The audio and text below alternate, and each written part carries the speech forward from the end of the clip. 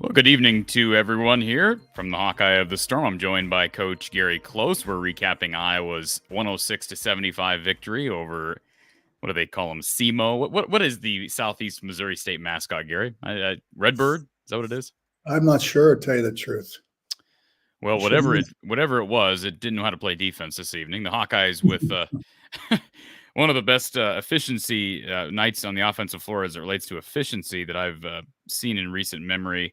For the game, Iowa ended up just shooting 57.6%, but 67% in that first half. And, of course, a lot of those misses came in the last 8 minutes when 8 to 10 minutes when the reserves were in there. Let's talk first about the Iowa offense, Gary. Filip Rebraca with another tremendous night. He's doing it all, especially in the offensive end.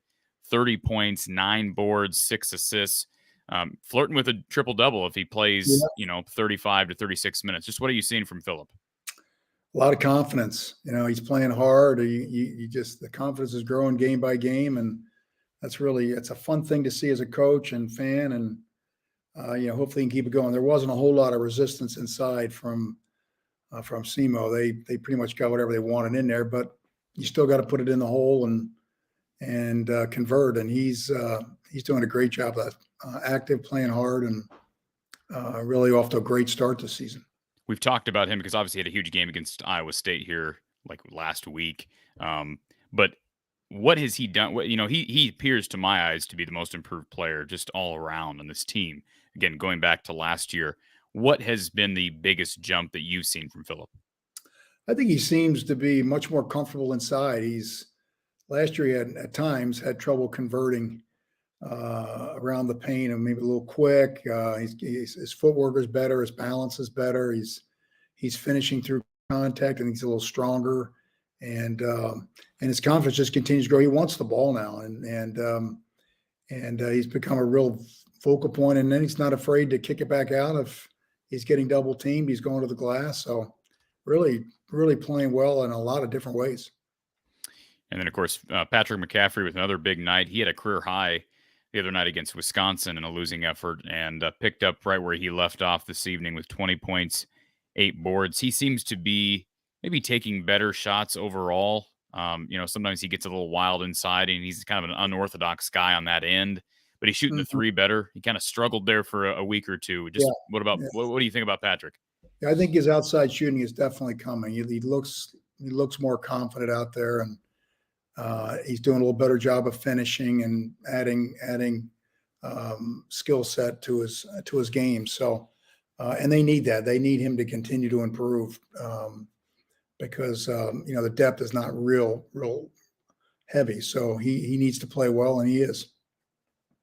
I think the biggest storyline for me, Gary, coming out of this game is Payton Sandfort with 24 big points. And I should have added in here 7 boards as well for Payton.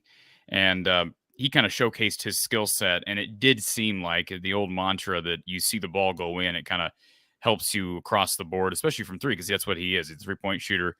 But he kind of, to me, slowed things down a bit offensively. He looked like he slowed himself down a little bit and made a couple threes. And to me, it's just a confidence game with him right now. And even though this is against Southeast Missouri State, how big is it to see him make a couple threes? Well, they need him. He doesn't score a point against Wisconsin. They lose a tight game in overtime. He just scores a few points. They probably win that game.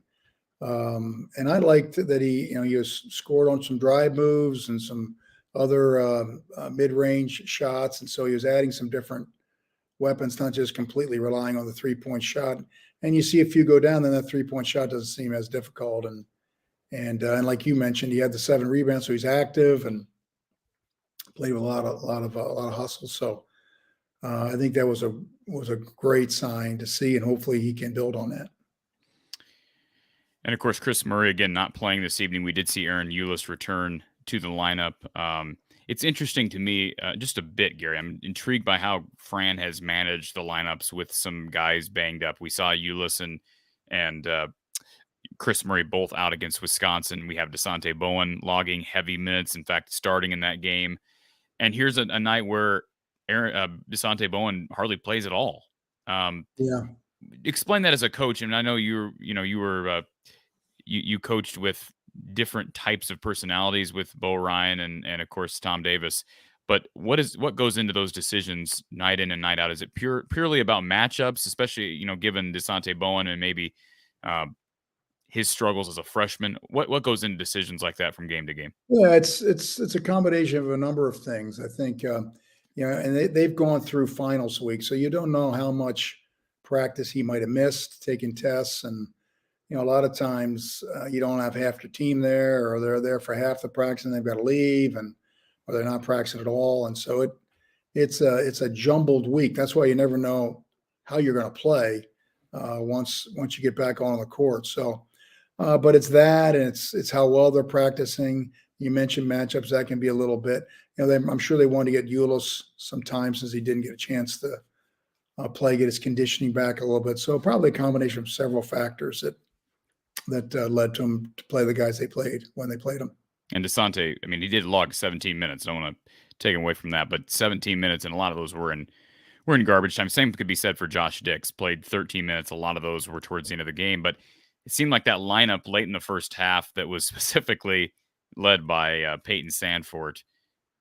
Fran didn't go back to any of the guys that had played earlier, including guys like Tony Perkins, Desante Bowen. And it appeared to me, Gary, that was Fran's way of just trying to ride that confidence and help Peyton's confidence as much as he could during that spurt, because you could tell he was locked in. Yeah, and the group was playing well. Fran's always done that. He goes with the hot hand and believes in that, and that group was playing very well, and so I think he was going to ride it and as long as he could, and obviously getting Peyton to knock some shots down and play well was important, and good coaches noticed that, and I think the teammates noticed that. I think one of the things that I liked about the game was the teams got the ball. The team got the ball to the players that were really playing well, and that was Filip and Peyton and Patrick, and that's a sign of a good, unselfish team that can understand, hey, this guy's got to go on. Let's get him some shots where he's in good position, and they did a good job of feeding the post, and that's how you score 106 points. Joe Welsh shouting out the merch. Appreciate you supporting the channel by way of merch, Joe. And before we get to our first caller of the evening, want to give a shout out to our guy down at State Farm in Des Moines, Brad Van Meter, and his team, getting you great rates on a variety of different insurance packages. 515-256-6480. They've been in business since 99, serving the state of Iowa from border to border. Visit them online at bradvanmeter.com. And again, when you support our sponsors, as I always say, you are supporting the channel here from the Hawkeye of the Storm. Let's add in Tony to the mix. Tony, welcome to the show, sir. How you doing, guys? Can you hear me Good. fine? I don't have my normal setup. I'm out of town. I see that. So. Yeah. Good to see I'm you, at Tony. a family Christmas. You too, Coach. I just got family Christmas to join us. That's impressive. I just snuck away real quick. I had two things I wanted to say. One, I wanted to add on to what you said with the team thing. I noticed when Peyton made that first three, you could see a smile on Connor, and I think it was Ulis's face, like in the background. Like you could just see it was like a monkey off of his back, or however you want to say it. Like it was just happy for everyone. Was happy for him, like you were mentioning that, like the team aspect of seeing that. And that I think the whole team knows he was struggling. I mean, It was obvious, and that they were happy. Huge slump. Yeah. He was shooting 2 of 20 in the last 5 games, Gary. 10% from 3. Yeah. And as we mentioned, he just makes a few in the Wisconsin game, and he had some good looks, and it might be a different game. So they realize they've got to have him, and so they're probably just as excited as he was to see him knock some shots down, because that's only going to help the team. And then the other thing real quick I was going to add, and then I'm going to head out and watch it later, is I I love the fake pass that Rebraca had underneath the basket, where it just made the guy look and then just went right up. That was just it was just a fun game. Like, they needed this, especially after the grind they had with that. What was it, 3 games in 5 days, and get the time off. And it looked like I don't know if you guys mentioned, it looked like Chris was out of the boot and no crutches. Yeah. Well, they showed him in some pregame routine. I mean, just some simple stuff, but that's probably a good sign, given the fact, Gary, that he did have crutches last game against Wisconsin. It's going in the right direction, that's for sure. And do we know officially what it was? Plantar fascia, according to Tom Kakert of HawkeyeReport.com. Oh. Yeah, I don't know if it's plantar fasciitis or what.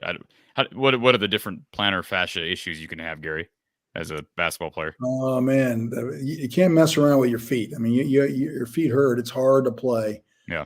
So I think they're real wise to take their time with that, because that's something that can linger, and we don't need that going on when you get into the Big Ten season. Thanks for your time, guys. I'll see you on Wednesday. Thank you, Tony. Right. Take care. How good can Filip Rebraca be, Gary?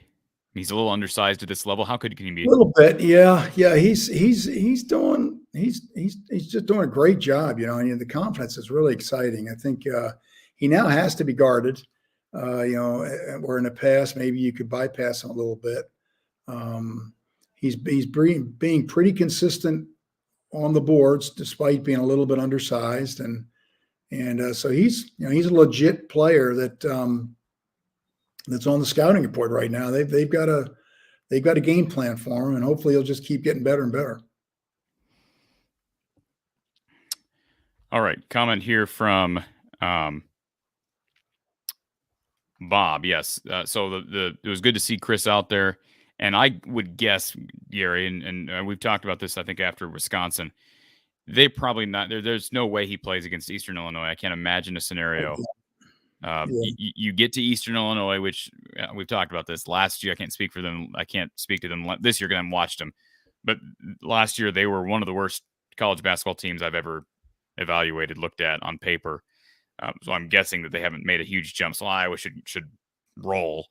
So you have Eastern Illinois Wednesday, and then you get like 7-8 days off before you go on the road to Nebraska. I just don't see a scenario where he plays, even if he would feel 100% on Wednesday. Yeah, I doubt it. That would just be my guess too. I think with the break in between, I'm not sure it's worth even taking the chance. So I think you get him totally at 100% and bring him along slowly, but have him ready for Nebraska, because that's when it really starts hitting the fan, and that's when we need him. Let's get to Drill MVP, who's on hold. Drill MVP, welcome back. It's good to be back. Good to see you guys. How are you guys doing this evening? Doing great. Doing good, sir. We're going to put our caller on hold here. Okay, I would just like to ask a generalized question about today's. How does it feel for Iowa to be playing Southeast Missouri State with all these great basketball games going on today? It kind of felt like the game got overshadowed. Kind of?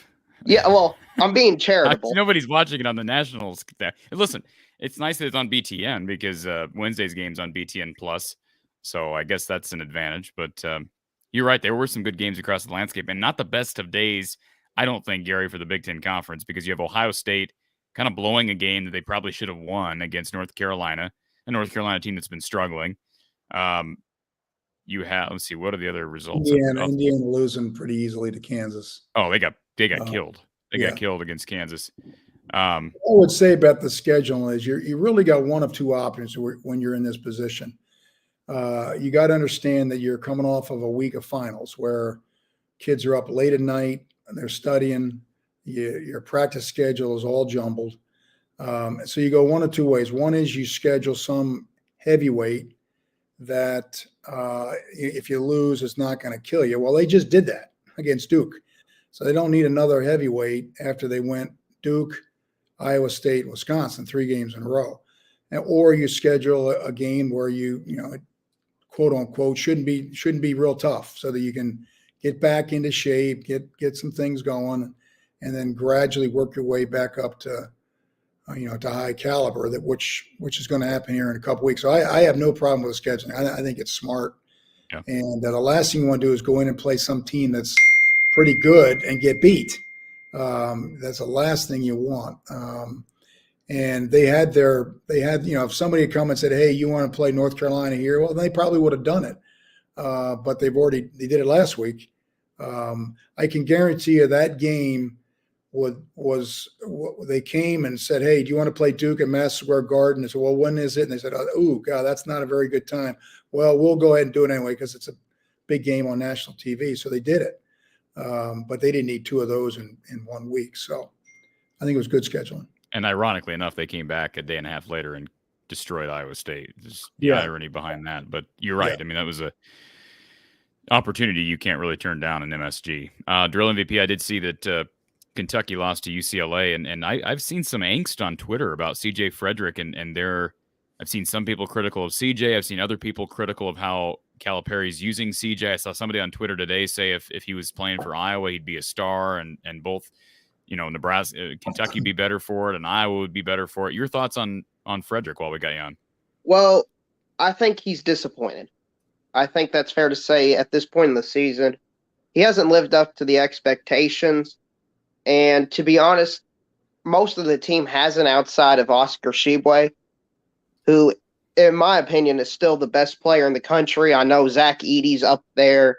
There's a few other guys, but it's so frustrating watching Kentucky because they get so many wide open threes. And it looks like to me as a fan, it feels like they only hit 30% of them. 40. It feels like every shot that's wide open, they get great open looks, but cannot convert. And that's so frustrating because if they were contested, I would have more of an understanding. But there were so many times like Kentucky guy was down 13. They came all the way back. And then they just kind of slowly let the game go away again. And that's just heartbreaking. CJ Frederick played a total of 6 minutes today. So I don't understand how you can really criticize somebody who didn't even get that much playing time. He's gone from being a starter to barely playing, Gary. I mean, is that surprising to you? I don't know how much have you watched of Kentucky, but does that surprise you? I really haven't seen him a lot, but that surprised me a little bit, for sure, because I liked him when he played for Iowa. Well, if you want me to read his stat line, imagine the number 0 just across the entire board. That's what he did today. Yeah.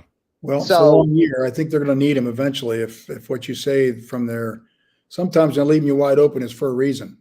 Whether that is for Kentucky or not, who knows? But it looks like they may need him as the season goes on if they can't make shots from deep. Yeah, Livingston, our bench player, was 2 for 3 from 3. Wallace was 1 for 7, and Reeves was 2 from 8 for 3. So not a great shooting performance by most of our 3-point guys. Toppin was 0 for 2, and Wheeler hit 1 for 1. So it was just a tough night shooting the ball. And when you got somebody as dominant as Oscar Tshiebwe to give you multiple possessions, my concern is once he leaves, I think we're going to be losing to teams like UCLA, Gonzaga by 20, 30 points.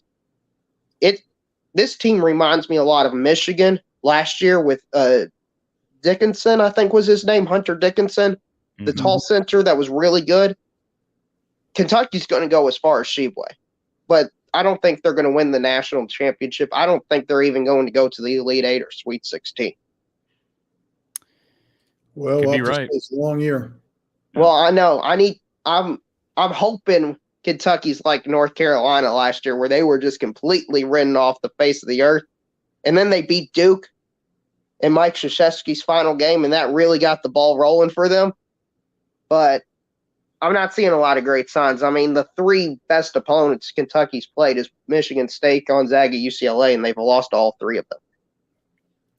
Yeah, you got to get some good wins in there. I mean, Iowa's kind of in a similar boat. They still looking for a marquee win. Iowa's had a couple of good wins at Seton Hall, I think, Clemson on a neutral, and then Iowa State at home. But they got to get a marquee win. So, I mean, there's a lot of teams out there like Kentucky and Iowa that are looking for marquee wins, but I know expectations are different in Lexington. Durrell MVP, anything else for Coach Close? Oh, yeah. The final thing I'll say, Corey, is Louisville is on a 2-game winning streak. Who have they beat? Who have they beaten? No, they beat Western Kentucky and Florida A&M. Oh, okay, Florida A&M. Okay. And Cal is still winningless, correct? Or winless, whatever.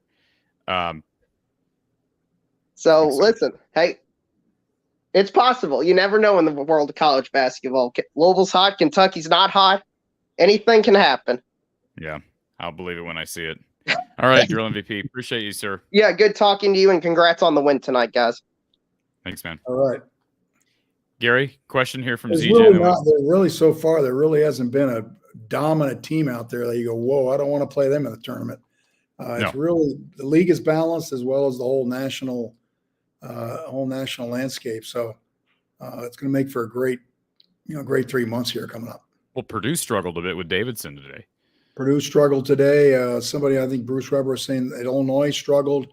Illinois did not look good in the other game. That Penn State just waxed them at home, so it's wide open. Michigan has not played particularly well, though they played a pretty competitive schedule. Michigan State's dropped out of the top 25, so it's wide open. And I know you got to get going here in a few minutes, Gary, but let me ask you on this Brad Underwood situation. You probably saw him go off here about a week ago on his team, and they were fresh off a big win. I'm trying to remember who they beat, but they come back and they won in New York when Iowa played Duke. Yeah, Texas. Yeah, they come back and lose. I don't remember who they lost to. But he just absolutely ripped into his team in the post-game press conference. First of all, did you hear that? Did you hear the presser? No, I didn't. I heard of it, but I have not. Okay. I have not seen it. They had a phenomenal win against Texas.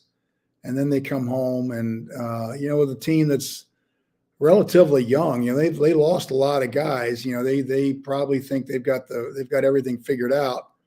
And then they play a good, tough, physical, well-coached Penn State team, and they just get it handed to them. So my guess is that it's probably the best thing that ever happened to them. That, nobody likes a home loss in the league, but they're probably not as good as their press clippings, so to speak, have told them, and they needed a wake-up call, and they got it. So anytime you got a young team like that that's just kind of going through it for the first time, you're gonna have spells like that. But boy, it should be a great race because it's wide open. I mean, Purdue looks right now like they're legit, and then got a lot of other good teams that can compete for it. So Gary, you're not opposed to a coach going on a rant publicly against players? No, I don't particularly like that. No, I think that's probably done better behind closed doors. But each to his own. They got to figure out their way to be honest and themselves and get their team motivated. So if that's what he feels he needs to do, he certainly had some justification on how they played. I think I just would have maybe done it in a different way. Coach, a couple of quick fire questions before we let you slide. Sure, ZJ says a few more minutes. That sounds great. ZJ says when Payton has been wide open, does it look like he might have been or is still rushing a bit? I think we've talked about that. Or is it just a victim of some bad luck shooting? Yeah, that's a good question. Especially if you're really not close enough to really look at how the ball's coming off his fingers and things like that. But I think he was pressing. There's no doubt. And when you do that, it doesn't take much to throw things off just a little bit. And he had a lot of shots that were right there that didn't go in. So I think it was some bad luck, and I think it was some rushing, as they mentioned. And it was good to see the ball going tonight. Hopefully, that's something that'll get him going. Brent brings this up. Waukee Northwest just beat the #1 team. How do I say that? Pewaukee? Mm-hmm. Pewaukee in Wisconsin at Sioux City 70-67, and Payton Sandfort had 19. What do you know about Pewaukee basketball, Coach? I tell you, if you'd asked me 6-7 years ago, I could tell you. But now they're over in Milwaukee. So, and I got to say, the prep coverage of basketball in our state from a newspaper situation is not very good. It's hard to get information on high school sports. It's terrible. Interesting. So I don't know much about them, to tell you the truth. I've heard the same thing about Wisconsin women's basketball. Does any media? I've heard that they don't even have press conferences sometimes. Does anybody cover the women? They have somebody to cover them. Yeah. Okay. It's definitely not Iowa bad. It's definitely not the Iowa women. No, but they're not nearly as good either. Right. See if there's anything else here that I missed for you, Coach. Of course, I'm assuming you are enjoying yourself right now, but I'm assuming, will you be with us Wednesday? I will. I'll be back in the Midwest, so okay. We will look forward to. There's a possibility I could be down at that game. I haven't decided yet. Well, you picked a juggernaut if you opt to go down. I would drive back with my son to get him home for Christmas a little earlier. That would be the main reason why I would do that. Well, I'm certainly not going to be critical of that. 356 out of 359. I don't think we need Chris. So let's think about that. So Southeast Missouri, and you saw that is not a good defensive team. Terrible defensive team. Had some horrendous turnovers. My goodness. It's interesting to me. I don't know much about them, but they kept talking about how they wanted to play slow. And they didn't play slow. They did not do. I mean, they went down and took the first shot they could get. Sometimes that's not good because in the beginning they went in and they went, oh, okay, well, that's the way this is going to be. We're just going to keep right on doing that. And it didn't last very long. Yeah. So again, Southeast Missouri net 221, Ken Palm 274, Eastern, who Iowa plays on Wednesdays, 356 in Ken Palm, 359 in net. You know who's happy about that? Fran maybe a little bit, but he probably doesn't even know that, to tell you the truth. Those walk-ons do, man. They're getting pumped up. They're ready. They say, we got a few more quality, man, because this might be it for the rest of the year. It's nice to see those guys get out and play. They're working hard to practice every day and don't get a chance to play. So when they get in there and get a chance and knock a shot down, that's pretty cool. When we were, of course, you were not far from where we were sitting at the Wisconsin game, and I whispered to you at halftime, I said, somebody must have coached Carter Kingsbury's dad pretty well. And I didn't get a chance to ask you after the game on Sunday about Carter. Comes in and makes a big three against the Badgers. Didn't play real significant minutes tonight, but he's obviously the first walk-on off the bench. Just your thoughts on Carter. Well, he's kind of right on the fringe of being in the rotation. I think if a guard gets hurt, he's going to play. Now, Ulis was back tonight, so he didn't have as many minutes. And that'll probably be the case going forward. But it probably tells you that in practice, he's doing some things that has gotten the coach's attention. And, hey, we're short. This guy deserves a shot. Let's see what he can do. And that's why those minutes at the end of the game are important. They got to play well. If they go in there and don't play well, they're just sending a bad message to the coach that, hey, I'm not ready. And so those are very important minutes for those guys when they get a chance to play. That's not mop-up. That's a chance for them to show the coach, hey, give me another look. And last thing I'll say, Gary, you probably get tired of me bringing this up, but announced attendance was a little over 11,000. I understand it's finals week, but the end zones were empty. All right. I had a picture. Somebody sent me a picture at the game. Again, I guess I can't compare it to the norm across the country. It just seems ridiculous that a Saturday night, you can't get more than 11,000 people in that arena. I say the same thing every night, Gary. Yeah, I think you got some valid point. I think it's a bad team. Finals are over. The kids are heading home for Christmas. They're not going to, maybe it'd been at 2:00 or something. They go to the game, then they head home. They say, I'm out of here. I'm going home. I'll watch it on TV. I think when the Big Ten season rolls around, that place will be full. Well, we'll have these. I can't imagine if it was empty tonight. It'll be the exact same way. Oh, it might be worse. Unless you bring your posse, your contingency down from well, Wisconsin. If I did that, yeah, that would make it a little bit of a dent. Anyways, Gary, I know you got to slide. Enjoy your time, hopefully in some warmer weather. And like I say, when you come back here, I've looked at the forecast, high of like -5 next Thursday. So, that's here. That's in Iowa. So I don't know what it's going to be up north, but just enjoy the warm weather while you have it. I got 3 more days of it. It was 59 and sunny today. Tomorrow's supposed to get up to 62. Hey, who won the Houston, Virginia game today? Was that Virginia? Houston. Yep. Yep. And we got, just so you're aware, I don't know if you're going to catch this, but we've got a top 10 game going on right now, don't we? Just getting underway, a late game. I think we might. It is, Tennessee, Arizona now on ESPN2. Top 10 teams. And by the way, one more thing. We were talking about how did Nebraska beat Creighton? Creighton's awful. Creighton can't win. They're in a real slump. They got problems, Gary. There's got to be something going on there for it to drop like that. Nebraska turned around and lost today, but it was on the road. But yeah, they've gone from what they were about 5th in the country to they're not even getting any votes. No, they're barely over 500 right now. It just goes to show you how those early season polls don't mean a thing. Well, it'd be fun to look at the first AP poll and look at it now and just see the difference. They had a lot returning. They added guys in the transfer portal, had a good recruiting class. There was reason to think they were going to be.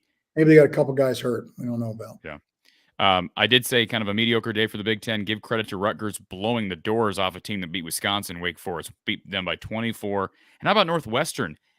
Almost beat DePaul by nearly 40 points. And I don't know, DePaul's obviously not the cream of the crop in the Big East. No, but that's a good win. That's kind of a Iowa State game. They're playing a Chicago team, and Rutgers should have won the game the other night that they lost when the official blew the call. Right, they're dangerous. Right. That team's dangerous.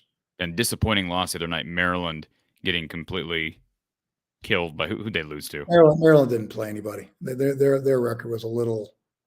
Well, you'd said you were impressed by them though. Up to that point.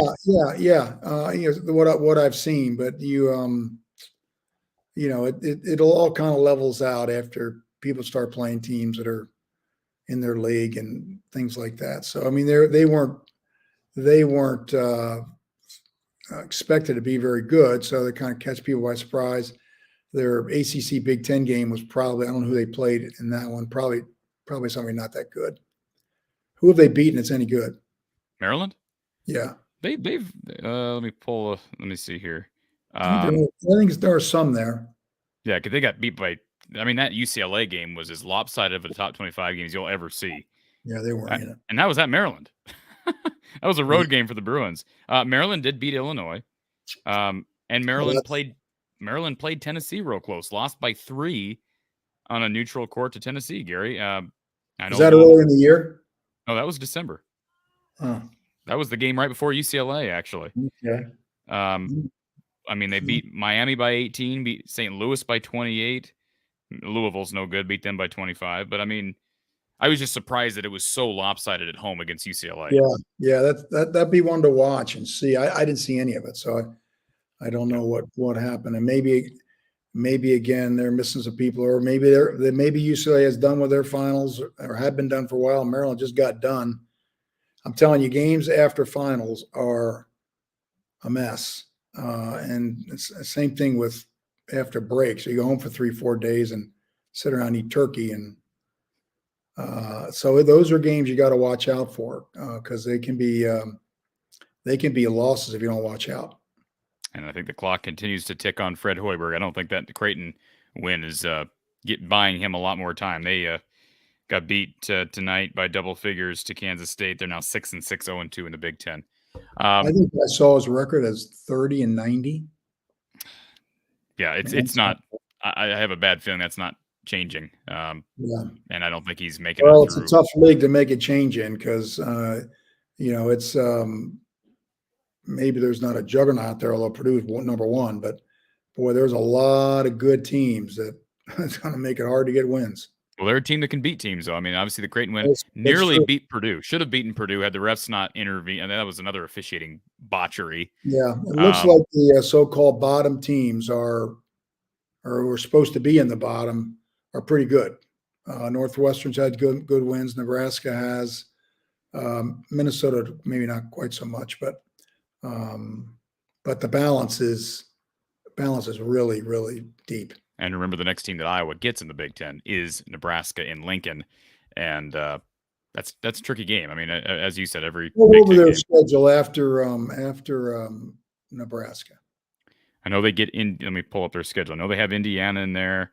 Let's see, Nebraska on the 29th, then January 1st against Penn State, Indiana at home, Rutgers on the road, Michigan at home. So they're at Penn State. They're at Penn State. They actually play three of their next 4 Big Ten games are on the road. So at Nebraska, at Penn State, Indiana at home, and Michigan at home. Indiana, Michigan at home, Penn State and Nebraska on the road. Yeah, Penn State, Rutgers, and Nebraska. Yep. Oh, Rutgers is after Penn State? No, they get Penn State on the road, come back home for Indiana, and then Rutgers on the road. So they're going East Coast, Midwest, East Coast. So yeah, we gotta save Chris for those games. I agree. Yeah, no chance we see him on Wednesday. There's not a guarantee win in that. Maybe Nebraska, but that's on the road and that's right after Christmas. So, here we go. Locked and loaded. Gary, appreciate you taking the time. I know you got a slide, and we'll plan on talking to you on Wednesday. We'll look forward to it. Thanks, Corey. Thanks, Coach. All right, I am here, folks, for the next 20, 25 minutes. Before we get to Doug, who's been on hold, I want to give another shout-out to our sponsor. And, of course, you see upper right-hand corner, other side, over here. I know it's reversed on your screen. Iowa Floor Covering. Definitely check out their stuff. Great deals on flooring. And got a special going on right now if you visit the link that's listed in our description. And, of course, Brad Van Meter and his team down at State Farm. If you need maybe a discounted rate on renter's insurance, boat insurance, auto insurance, and the like, call Brad and his team. They will treat you right. They'll treat you better at 515-256-6480. Their office is located right there in Des Moines on Fluor Drive. Visit them online at bradvanmeter.com. Appreciate Brad Van Meter supporting this channel, supporting this post-game show throughout the season. And you can thank him for helping to make this a part of your weekly routine here throughout the Iowa men's basketball team. So certainly consider at least giving Brad an opportunity to give you a quote on insurance. Doesn't hurt to just get a free quote from Brad Van Meter and his team. All right, let's get to Doug, who's been on hold. Doug, welcome back. I'm hearing a little bit of an echo, so I don't know if this is working. I'm calling on my way back home from the game, and if there was 11,200 there, I'd be really surprised. Listen, I saw a picture, and it was bad, man. It was bad. And I'm not trying to call out Iowa fans, but I guess I am. And no, I was not there. I was there last Sunday. I live 2 hours away. I've got this post-game. Even if I live there in Iowa City, I've got a post-game show to do that makes it difficult. So like I said, I'm trying to just get on my way home. But like I said, it is what it is. And I want to get talking. Hopefully I'm not talking over you right now. If I am, I apologize. But like I said, season ticket holders need to do their thing. And if you commit to coming, come. Don't try to sell your tickets in a secondary market for more than what they're worth. I don't know. Like I said, no students there at all. It was an interesting game.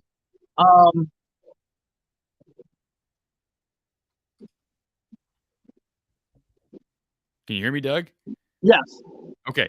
Yeah, no, I agree. I mean, I don't know what percentage of the season ticket holders were there tonight, but I have a hard time believing that you can't. I mean, again, the picture that I could certainly, people saw it on television. You can't, the Big Ten Network cannot hide that. I got a picture from a friend of mine who was at the game, and he sent me a couple different shots. I mean, there was nobody behind the baskets, especially behind the one basket. I mean, just nobody back there, Doug. Yeah, I'm gonna get going because, like I said, I hear an echo. Thank you, Corey. And like I did my best to support the team by coming on Saturday night. We won't get home till midnight, but we're on our way back home to the storm. All right, Doug. Appreciate you, sir. All right. Doug was having some internet problems. Appreciate Doug being a part of the show, though, and appreciate him being there, right? I mean, again, there are plenty of fans that do support this team night in and night out, and I understand there are some nights where it just doesn't work. I hear all the excuses in the world, and oftentimes the excuse is, well, it's a Monday night at 6. Well, this was a Saturday night at 7:30.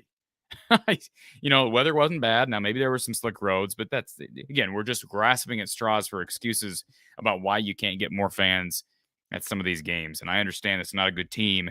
Eastern Illinois is even worse. That's going to be a ghost town on Wednesday. A ghost town, folks. Get out to Carver if you can. Drill MVP says, who are your top 5 teams right now in college basketball? Great question. Even though I'm not a really bought into Houston yet, good win today against Virginia. Houston would be in my top 5. I don't know about ranking my top 5 because I've been doing a top 25 drill MVP this year, Purdue, certainly Virginia. Houston's in the top 25. I saw Alabama lose today. I guess UConn, they're ranked number 3 in the country. Have been impressed with Arizona. Now, it'll be interesting to see if they can win tonight. Again, they're playing Tennessee right now, and it's a close game over on ESPN2, so I'll probably shoot that on as soon as I get off the show. But, yeah, as Coach Close said, there is more parity, especially at the top, and it's an opportunity for a team like Iowa, knock on wood, once you hit the tournament in March, to make a run, and potentially a deep run, because the field could open up. You got to get past the first weekend to have an opportunity to get to the Elite Eight, Final Four, etc. Justin says, what's the capacity of Carver? It's about 15,000. Is it 15,600, somewhere in there? And Doug, that's a valid point. I mean, the announced attendance, and I've got it right in front of me here. The announced attendance for this game, pull it up here, was 11,240. So that's already accounting for over 4,000 empty seats. And according to Doug, he thought there was much more than 4,000 seats open. So I don't know. I mean, I know I'm just probably beating a dead horse and what's the word? Talking to a wall. This is falling on deaf ears, trying to pull up all the illustrative terminology to describe what I'm doing here. But it doesn't make much sense to me. And we'll see. Once you get to Big Ten play, I hope that I was selling out, but smiles per gallon. Well, again, smiles per gallon. Didn't see Corey at the game today. Well, let's see. I'm doing this show. How many people are smiles per gallon are doing a live post-game show with a former Iowa coach after every Iowa men's basketball game? And by the way, buddy boy, I was there on Sunday. All right. I was there on Sunday. I've been to a couple of games this year. I live 2 hours away. I'm not talking to the people who live 2 hours away who are doing Iowa post-game shows online after every Iowa basketball game for free. All right. That's not the people I'm talking about. So if you're doing this smiles per gallon, I'm not directing this to you. All right. So Tony, yes, 15.5, somewhere in there. All right. Let me give you some notes here, folks, for this game. I mentioned some of the big stat leaders for the game. Payton Sandfort with 24 points and 7 boards. Good night for him. Needed to get back on track. Needed to see the ball go through the hoop, and he did. Good night for Payton Sandfort. Really good night for Filip Rebraca. 30 points, 9 rebounds, 6 assists for Filip. He is dominating down low. Now, again, this is an undersized team, and there's going to be guys that cause him problems. Zed Key being one, Hunter Dickinson being another, Trace Jackson Davis, Cliff Amori, certainly guy for Purdue whose name escapes me at the moment. There are really good big men in this conference, so he's going to have his hands full once we hit Big Ten play again. Patrick with 20 points, 8 boards on the night. And, of course, Iowa with 106 points. So a lot of different people getting involved in the action this evening. Aaron Eulis with 7 points on the night, 3 assists to go along with those 7 points, and just 1 turnover. Good to see from Aaron. Only played 23 minutes. Took care of the basketball better than he did against Iowa State. Tony Perkins struggled tonight. 3 points, 3 fouls, 1 rebound, 2 assists, 2 turns. Not sure what was going on with Tony, but he's afforded an off night on a night like this evening. Connor McCaffrey with 9 points, 5 boards, and 3 assists. DeSante Bowen, 5 points, 2 rebounds, and 1 assist on the night. 0 turnovers for DeSante. That's good to see as well. Josh Dix played 13 minutes on the night, didn't score, did give them 5 rebounds, though, for the day in just 13 minutes of gameplay. Josh Agundale got in the action, 4 points for Josh in 7 minutes of play. Riley Mulvey played 7 minutes as well, made 1 free throw. Luke Laquetta made a 3. Dante Eldridge got into the game, and Carter Kingsbury saw some action as well. So as Coach Close said, it's good tonight to get some of your stars rest, especially guys like Chris Murray who are ailing. Get some of those walk-ons sometime. They'll have an opportunity to do that on Wednesday as well. The Hawks on the night, as it relates to turnovers, just 10 turnovers. That's a good number to see. And surprisingly, Southeast Missouri only turned it over 10 times. The Hawkeyes were really they were in single digits throughout much of the early non-conference. Kind of have gotten into a slump here where they're turning the ball over at a higher rate. So good to see that number go down a bit this evening. But again, turnovers have been a problem these last couple of Power 5 matchup games for the Hawks.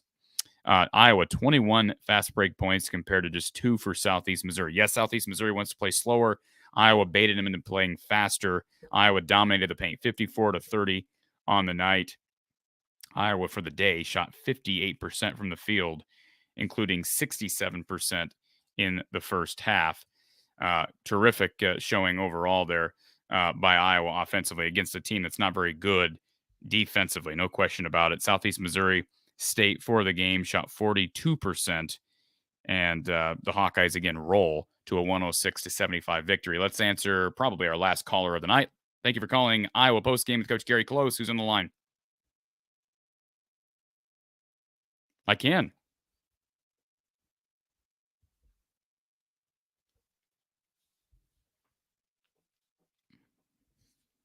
Okay.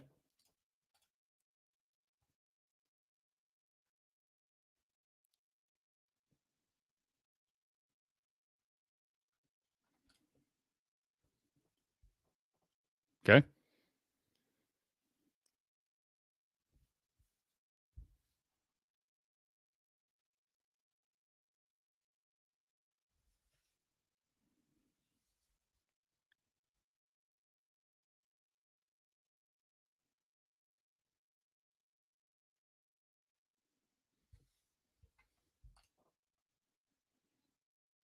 At football games?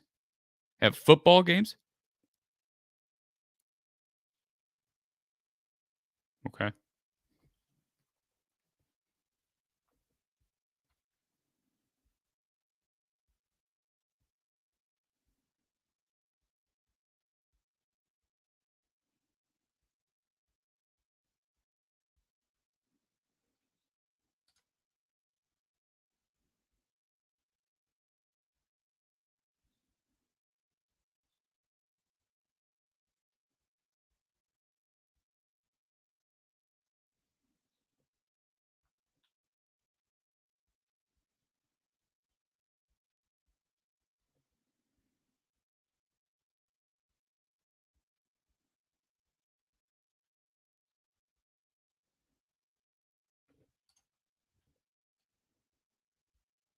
Okay.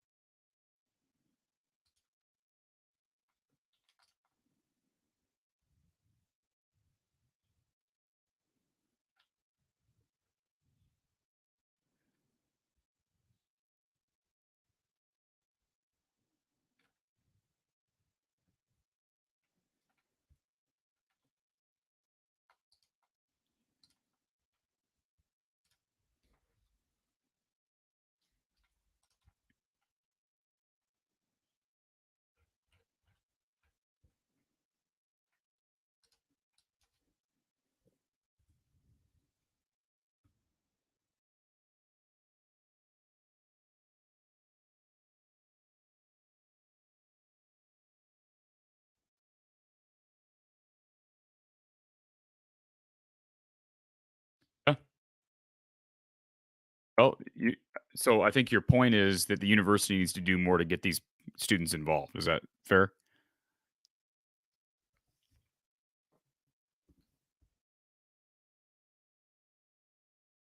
Yeah.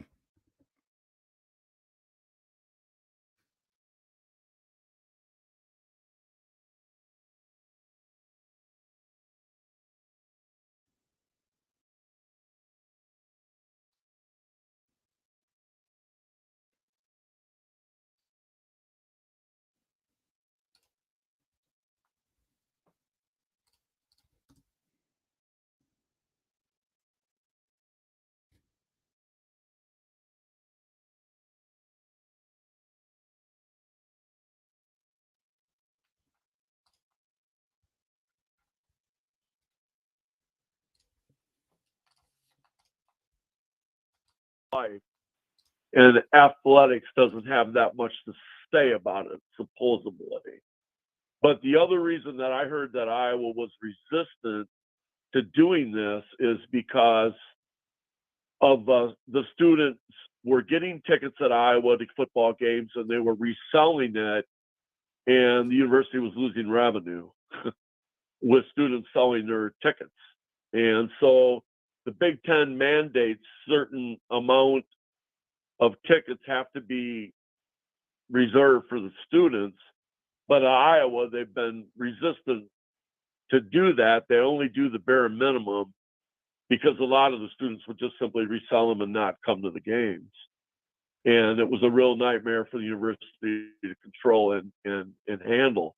So that's what I know about it, Corey. And I don't know what it is, with regards to basketball, but I would assume it's probably something similar. Well, Ryan, just for the record, I hate to say this, but Ryan, can you hear me? Yeah. Just for the record, so I see people in the live chat. Apparently, your call was not going through to the live stream, so a lot of people missed the first part of your call. If you don't mind repeating what you said about comparing Wisconsin and just some of those numbers, can you explain that again to the people who are listening? Yeah. Well, it ended up that at Wisconsin, as part of orientation, they make it mandatory for freshmen that come to the University of Wisconsin to go to Camp Randall and actually learn what types of things they're going to do for game time entertainment. Let's say that. And they've introduced chants, and they've had, all kinds of crazy things that they've done in their student section that's attracted attention. And for that reason, it's very popular. And the students are very active, and they're very involved in the whole game atmosphere at Camp Randall. And that's not necessarily the case at Iowa. And the reason is that Iowa, we don't have that same type of orientation for our freshmen coming into the University of Iowa to be involved in like the football game day experience from a fan perspective. And I don't know what it is for basketball, but I would assume it's something similar. Now, I know at Michigan State, they have the Israel thing that circles the whole arena. And Wisconsin, they have different, a section up there that is students for hockey and basketball, and it's more active. But at Iowa, it's less active because of revenue, frankly. And I didn't want to bring this up on air, but I thought the time has come where I kind of share what I know about it, because I have brought it up, to people at Iowa, and have always wondered why, we have sort of this lack of student involvement in athletic events. And I think that might be the main reason why. And I'm not sure it's this way now, because this was a few years ago when I did this. Yeah. Kind of goes back to about 2007. So Ryan, I appreciate you calling in and providing some perspective. And I'm not trying to rip anybody. I just, for the record, somebody asked here in the chat, Michael says, does UNI and Iowa State have the same attendance issues? Well, comparing Iowa to UNI is certainly apples to oranges. But Iowa to Iowa State is fair. Iowa State, as a comparison, had a game against McNeese State here in Ames last Sunday and had just short of 13,000 as announced attendance. Now, that's only, it's what, almost 2,000 more than Iowa. So that's significant. And, how accurate are those numbers on either end? Doug, who called in earlier, thought that maybe 11,000 is a little bit generous for Iowa this evening. Again, people not actually showing up. It's one thing to sell the tickets, but how many people are actually showing up? So, yeah, fair points. And I just hope that once conference play, because you ain't going to get people in there on Wednesday. You're just not. I hope come conference play, people are there. Well, I think that, the other thing to remember, too, is that one statistic that I heard long ago about the Iowa program, there was a guy that I had served from another university that I was talking to on a motor coach. And he said, one thing about the University of Iowa that everybody in the country is envious of is that they're one of only 3 athletic programs that operate in the black. And I was shocked, when I heard that number. I'm like, you got to be kidding me. And they go, no, most universities, they have to subsidize their athletic teams to fund them. And many of them are operating in the red. And for that reason, student involvement is a lot greater, I think, at some of these other universities, because they really don't have the fan support that we at Iowa have and enjoy. So that's something to be said too. So anyway, I've talked too much, but that kind of gives you a little bit of information as to what's going on. Well, appreciate you calling, Ryan, and we always enjoy hearing from you all the way up in McGregor. Thanks, Corey. Thank you, sir. Have a- Cut him off. Sorry about that, Ryan. All right. So, appreciate everybody being here. And we got about 70 people still on. I know it's kind of late on Saturday and it's Southeast Missouri. So, appreciate Coach Close joining us. A reminder to everybody, I will be with you live. All right. We'll be with you live Wednesday afternoon. Now, we'll be live with the voice of college football, Mark Rogers, on Tuesday at 4:30 p.m. Central Time over at Iowa Football at the Voice of College Football. But then Wednesday from 1 to 5 p.m., live signing day special right here from the Hawkeye of the Storm. We'll be joined by Iowa football signees throughout the afternoon. We'll be taking your calls, taking your chats, breaking down the class and the guys who are signing their national letters of intent on Wednesday. Again, it'll be live from 1 to 5 p.m. Central Time right here from the Hawkeye of the Storm. Tell your friends. Bring a friend with you, folks. If everybody on here could bring one friend, it would help the show immensely. Please consider telling others about our show on Wednesday. Also, the merch is here. See the description. There's a link for merchandise from the Hawkeye of the Storm merchandise. Again, lots of hard work going into that. Thank you to Johnny O Show for helping that become possible. You can follow us not only on Twitter, on Facebook, but now Instagram. Search on Instagram From the Hawkeye. That's our username. You can search From the Hawkeye of the Storm. We're at From the Hawkeye on Twitter and Instagram. Support the Instagram, please. We got people working hard at that. So, again, please consider supporting. Also, again, From the Hawkeye of the Storm on Facebook. As I mentioned, support our sponsors. That helps. And please hit that like button on your way out this evening. Please subscribe as well if you've not done so. And please consider donating to the channel, even if it's a few dollars. It does help, folks. Venmo, Cash App, PayPal in the description below. You can make it a one-time donation. I believe you can make it recurring. But again, anything helps. And you can certainly sponsor the show. Reach out to me from the eye of the storm at outlook.com. Again, that's from the eye of the storm at outlook.com. I'll be with you live on Tuesday with Mark Rogers, 4:30 p.m. Central Time over at Iowa Football at the Voice of College Football. If you've not checked out that channel, certainly do so. All of our longer content is podcasted on your favorite podcast platforms. Search From the Hawkeye of the Storm, and I'll be with you again on Wednesday to talk Iowa football and the various signees that will be signing on Wednesday afternoon, Wednesday morning, Wednesday afternoon throughout a big, big day in college football. Appreciate everybody being here again. Iowa defeating Southeast Missouri, a final of 106-75. The Hawkeyes will face Eastern Illinois Wednesday evening, and we'll be here live with you, taking your calls, taking your chats. It's going to be a lot of streaming Wednesday because we've got signing day, then we got Iowa basketball. We'll talk to everybody soon, folks. Have a great night, and please be safe.